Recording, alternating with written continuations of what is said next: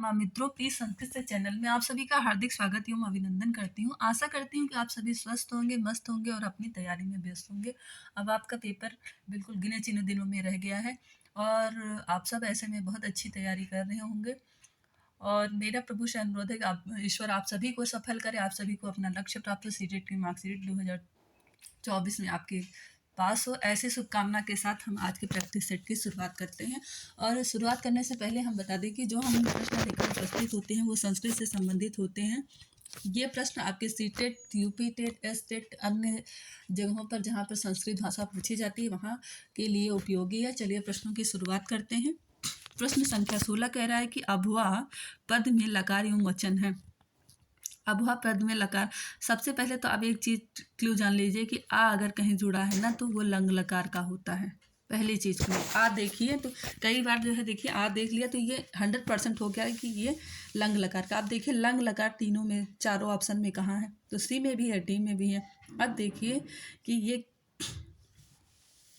कहाँ का है।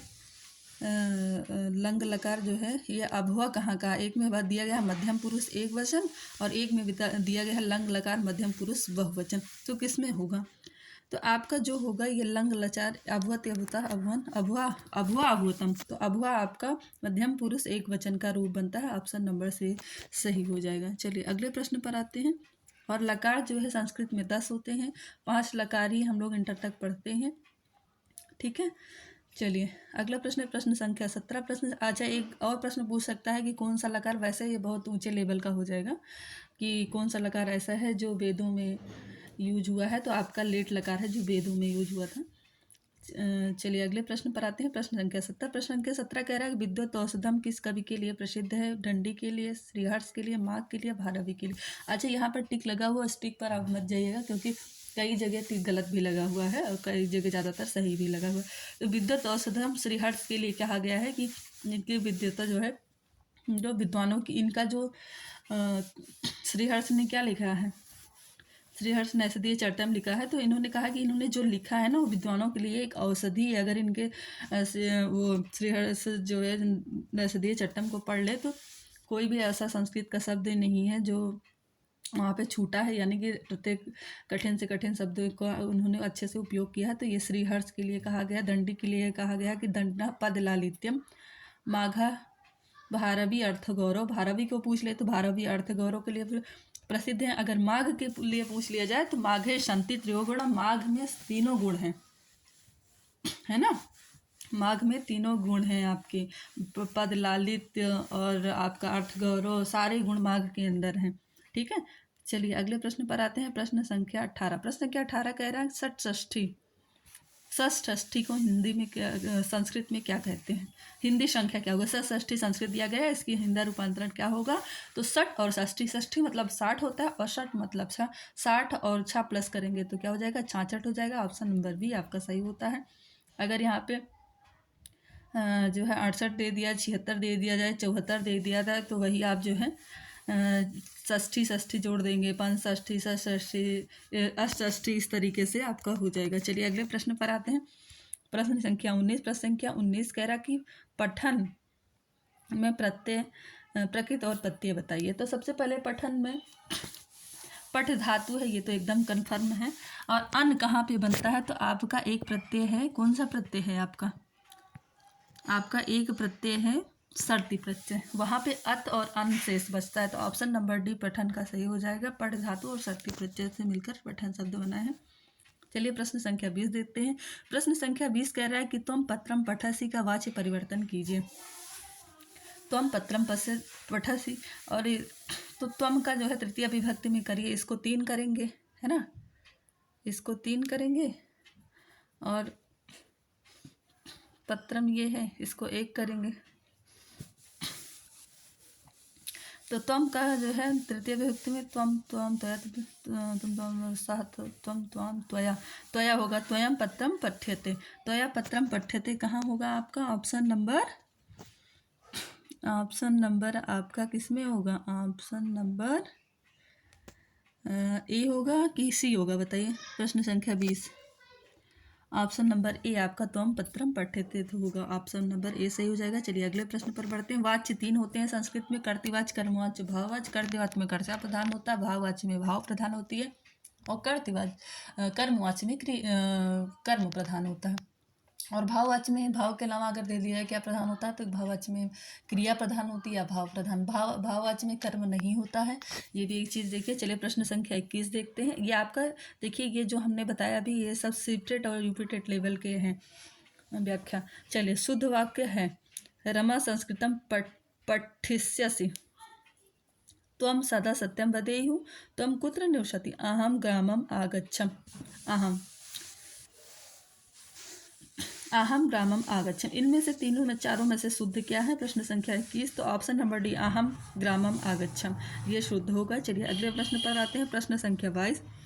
प्रश्न संख्या 22 कह रहा है कि मम ग्रामम परितः वृक्षा सन्ति का संस्कृत में अनुवाद क्या होगा? तो अगर देखिए अविता परिता समय निष्का हा प्रतियोग अब द्वितीय, इन सब के योग में द्वितीय विभक्ति होती है, इसलिए ग्रामम में द्वितीय विभक्ति होगी। और इसका हिंदी अनुवाद होगा क्या? तो मम ग्रामम परिता मतलब मेरे गांव के चारों ओर पेड़ हैं। तो आप जो है ऑप्शन नंबर ए आपका सही हो जाएगा। परिता का मतलब होता है चारों ओर। ऑप्शन नंबर ए आपका सही हो जाएगा। चलिए प्रश्न संख्या 23 पर आते हैं। प्रश्न संख्या 23 कह रहा है कि लूता का हिंदी में अर्थ क्या होता है? मछली होती है, भालू होती है, मकड़ी होती है अथवा भौरा। लूता को संस्कृत में क्या कहते हैं? हिंदी में क्या कहते हैं? लूता संस्कृत का शब्द है, इसको हिंदी में क्या कहते हैं? तो लूता को मकड़ी कहते हैं। मकड़ी कहीं पे दिखाई दे आज से तो उसको आप लूता लूता कहिएगा। वो देखो लूता जा रही है, वो देखो लूता जा रही है। चलिए अगले प्रश्न। सफरी अगर पूछा जाए तो मछली को कहते हैं ना, तो ऐसे जो है यहाँ पे लूता पूछ लिया गया, हो सकता है सफरी पूछ ले। मछली को संस्कृत में क्या कहते हैं? प्रश्न संख्या 24। प्रश्न संख्या 24 कह रहा है कि लघु त्रय के अंतर्गत सम्मिलित हैं रघुवंशम, मेघदूतम, कुमार संभवम, उपरयुक्त सभी। तो लघु त्रय के अंतर्गत देखिए तीनों सम्मिलित हैं। ऑप्शन नंबर डी आपका सही हो जाएगा। लेकिन अगर आपको ये तीनों की तीनों रचना अगर पूछी जाए किसकी है, तो ये कालिदास जी की रचना है। अगर यहीं पर आपको बृहत्तरी पूछा जाए तो बृहत्तरी के अंतर्गत जो है आपका 3 रचनाएं बृहत्तरी के भी अंतर्गत आती हैं किसने किया? तर्जुनियम, शिशुपाल वधम और नशदीय चट्टम।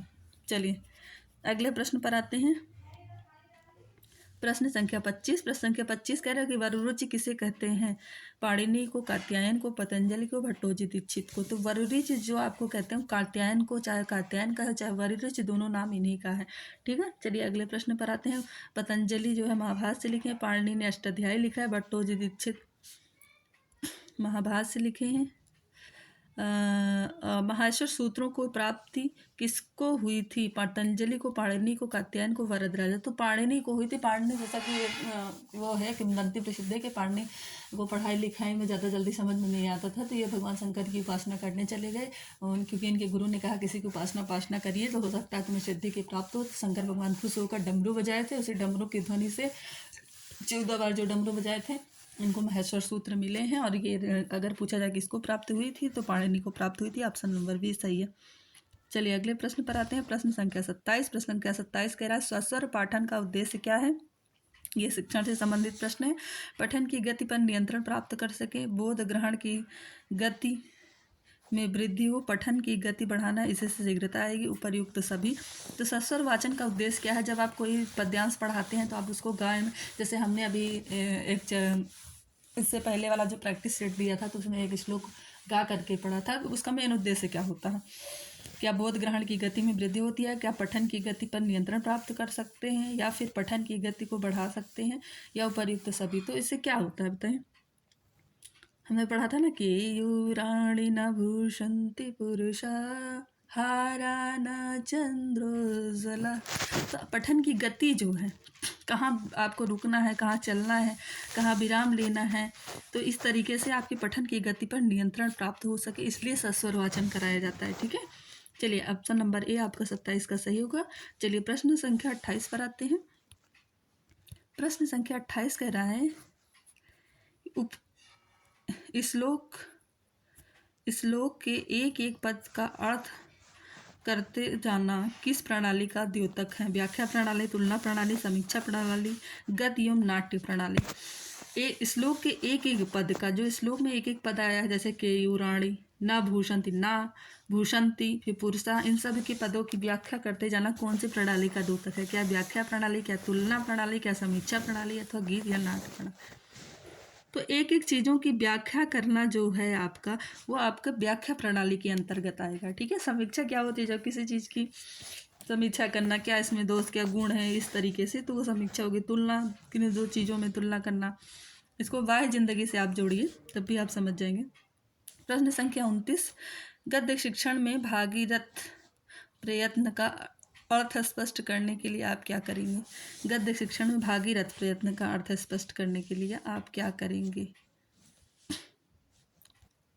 चलिए बताएं। गद्य शिक्षण में भागीरथ प्रयत्न का अर्थ स्पष्ट करने के लिए आप क्या करेंगे। मानचित्र दिखाएंगे, अंतः कथा कहेंगे, अर्थात गंगावतरण की कथा सुनाएंगे। भागीरथ प्रयत्न, भागीरथ का जो प्रयत्न है, इसका अर्थ आप स्पष्ट कर रहे हैं गद्य शिक्षण में, तो उसके लिए आप क्या करोगे, तुलना करोगे, भागीरथ का चित्र बनाएंगे। तो आप इसमें जो सबसे जरूरी है, अंतर कथा कहेंगे तथा गंगा अवतरण की कथा सुनाएंगे, क्योंकि आप गद्य शिक्षण कर रहे हैं, उसकी कथा सुनाएंगे। जब उसकी कथा एक बार संक्षेप में सुना देंगे, तो जब आप गद्य पढ़ाएंगे तो विद्यार्थी उसमें ज़्यादा रुचि लेगा। प्रश्न संख्या 30 कह रहा है कि सस्वर पठन क्यों आवश्यक है। सस्वर पठन क्यों आवश्यक, शुद्ध उच्चारण के लिए, भाव ग्रहण के लिए, काठिन्य निवारण के लिए, बोध प्रश्न के लिए। सस्वर पाठन क्यों आवश्यक है, भाव ग्रहण के लिए, काठिन्य निवारण के लिए, बोध प्रश्न के लिए, अथवा शुद्ध उच्चारण के लिए। तो जो आपका सस्वर पाठन है, आप देखिए संस्कृत के श्लोक जैसे गायत्री मंत्र वगैरह ऐसे लिखा हो, आपको ना याद हो तो आपको दे दिया जाए संस्कृत में पढ़ने, जो व्यक्ति संस्कृत का नहीं तो उसको कठिनाई होगी। लेकिन वही चीज़ आप गा के बताओगे तो वो बहुत जल्दी जो है उसको उच्चारित कर लेगा। तो शुद्ध उच्चारण के लिए सस्वर पाठन आवश्यक है। ऑप्शन नंबर ए आपका सही हो जाएगा। नमो नमः मित्रों, यहीं पर अपने वीडियो को आज समाप्त करते हैं। आशा करती हूँ कि मेरे द्वारा दिए जा रहे कंटेंट आप सभी को समझ में आ रहे होंगे, और यदि समझ में आ रहे हैं तो चैनल को लाइक, सब्सक्राइब एवं शेयर अवश्य करें। नमः संस्कृत, नमो नमः।